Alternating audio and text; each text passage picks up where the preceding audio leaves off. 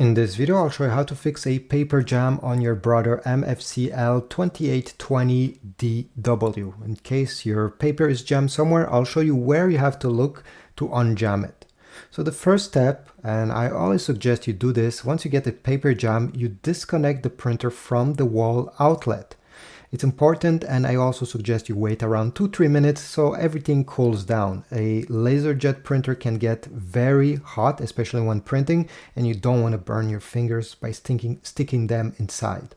The first thing I suggest is you remove the paper input, just like that. Tilt the printer on its back, and you'll be able to see if there's anything stuck over here where the rollers are, or in the back.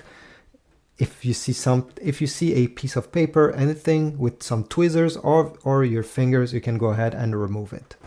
Now, if nothing was here, don't worry. Let's check the second spot.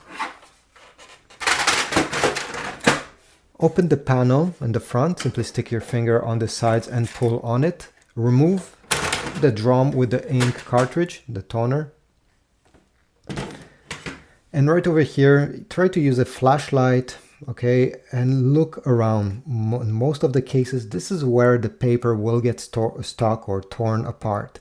Again, with some tweezers or fingers, carefully go ahead and extract it.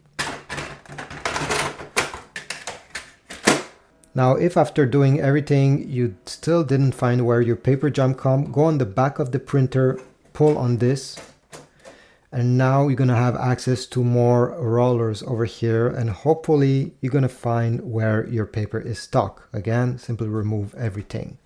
At the end, all you have to do is to reconnect the printer to your outlet, power it on, and the error message should go away by itself.